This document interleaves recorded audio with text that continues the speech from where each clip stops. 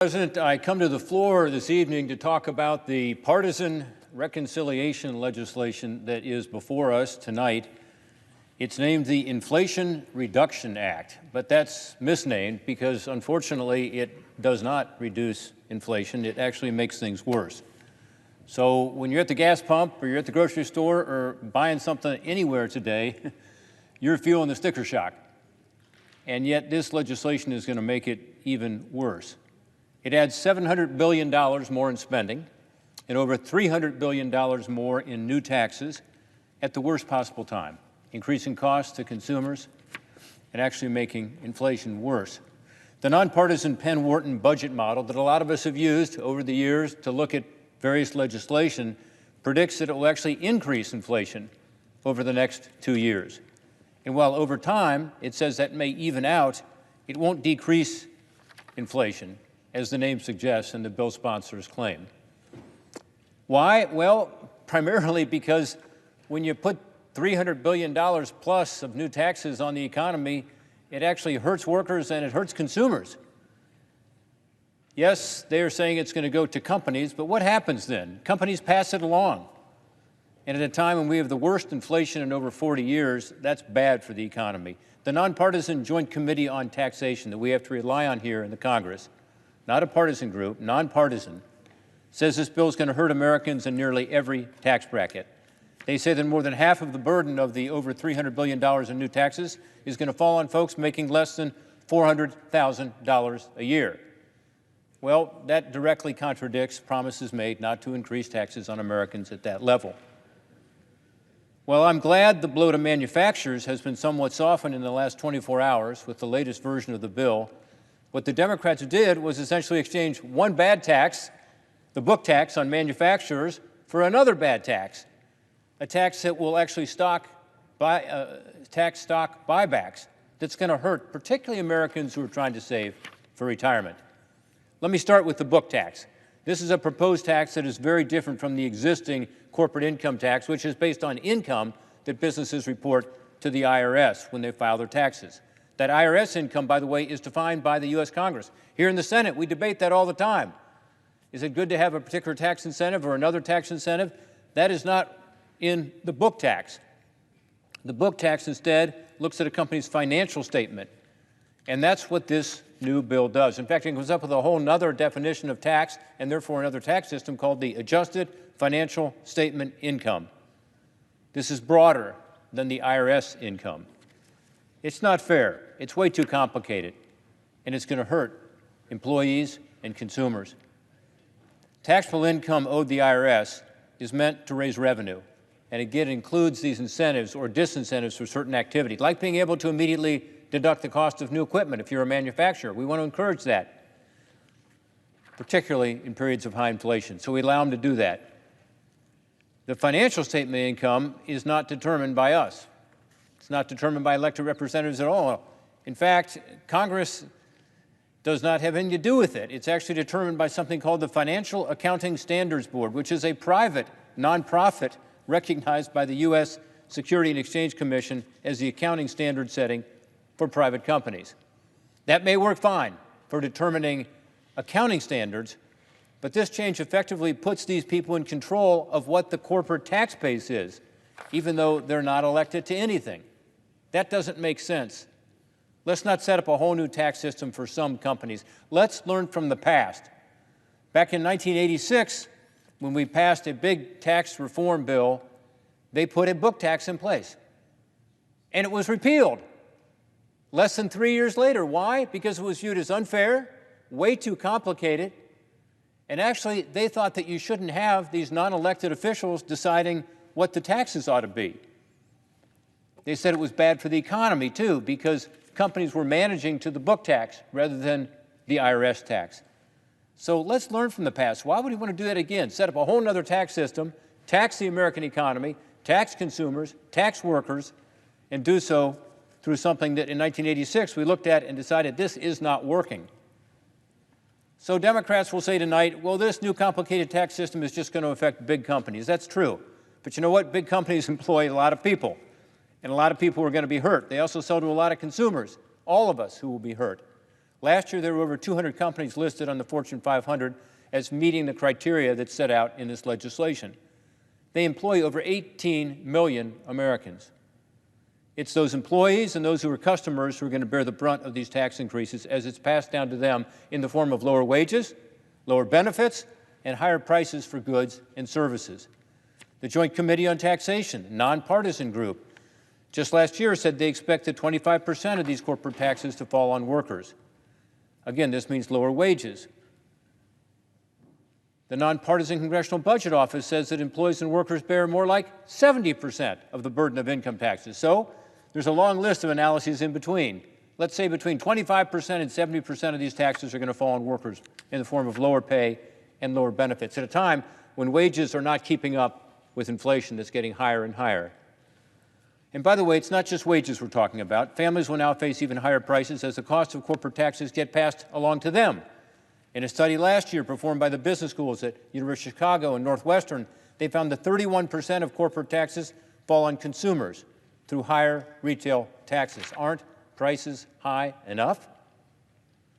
Dems have just added another new tax in the past 24 hours. Democrats now say we're going to have this complicated tax called an excise tax on stock buybacks. Again, this is instead of some of the tax they had in the other new tax that they put forward called the book tax. Now, Democrats tonight will talk about how taxing buybacks is good because it somehow hurts Wall Street fat cats. Here's the truth. It increases the price of stocks to allow buybacks, and by taking away that incentive, by putting a tax on it, there'll be less of it. So the reality is this is a tax on working families, including those trying to save for retirement when they're already dealing with the struggling portfolios due to the recent economic contraction and the record inflation we're experiencing. 58% of Americans own stock, and 60 million investors invest in an IRA or a 401k. We want people to save for retirement. It's a good thing. We want them to have healthy retirement. So when Democrats say they worry about stock prices going up, I have to ask, why are they worried about people having a healthy retirement account? Again, when companies buy back stock, it generally causes that stock to go up, which means it makes Americans' retirement accounts that much larger. Why is that a problem? The Tax Foundation says retirement accounts own 37% of all corporate stock. That's about $8.5 trillion in retirement funds. $8.5 trillion of retirement funds are in corporate stock. Americans lost about $2 trillion in the IRAs during the COVID crisis. Let's not encourage them to lose any more. Some will say, gosh, this is just 1%. Well, we know that once a tax is initiated, it tends to increase. This is the camel's nose under the tent. The first income tax in 1913, by the way, was 1%, and just on top earners. I think a lot of middle-income earners right now would be happy to have a tax rate that low. This type of proposal will impact families and their retirement, and for that reason, we should not even go down this path. Democrats will also tax employee stock ownership programs, or ESOPs, in this package. I think some of my colleagues may be surprised to hear that. ESOPs are plans that give employees ownership of their own companies with tax incentives for the dividends to go to their retirement savings. They're really popular. ESOPs work. They're great. They enjoy wide bipartisan support here in the Congress. Employees have this ownership stake, and because of that, those companies tend to do better. Employees are happier. They're more profitable. They're more productive. The companies benefit from it. I don't understand why Democrats want to punish this ownership structure. Doing so will, once again, discourage investment and hard work, and it could not come at a worse time. That's why I'll introduce an amendment tonight that will exempt ESOPs from the minimum book tax. This is a common sense amendment, nothing complicated about it. It'll encourage savings and investment. It's good for the country, and I encourage my colleagues on both sides of the aisle who support ESOPs to support the amendment. I also plan to offer an amendment that will increase funding for Customs and Border Patrol by $500 million that will be used for new technology to detect fentanyl and other dangerous drugs that are unfortunately flooding across our southern border. Over 100,000 Americans died of drug overdoses last year, the worst year on record. Unfortunately, more and more people are dying of overdoses, and they're dying from this synthetic opioid called fentanyl. About 2/3 of those overdose deaths were due to fentanyl. At a time when deadly fentanyl is flooding across the border, only 2% of cars and only 16% of commercial vehicles are being screened. Now, these drugs come across the ports of entry, where only 2% of cars and 16% of trucks are being screened. They also come between the ports of entry. But at a minimum, we should be able to do screening of these vehicles and trucks.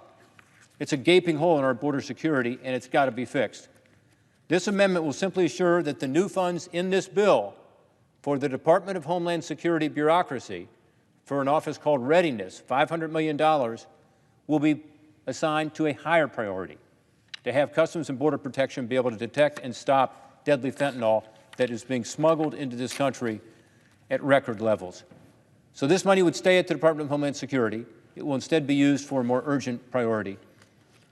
Let's be serious about our national security and this drug crisis we face, and let's give the Border Patrol what they need to counter the drug cartels and the traffickers. Tonight, I also plan to offer an amendment to ensure that the new postal electric vehicles are actually made in the United States of America. In this bill, there is a $3 billion appropriation to the Postal Service. We just went through postal reform, as some of you know. We provided them additional funding that they needed. This is an additional $3 billion appropriation to buy electric vehicles and charging infrastructure.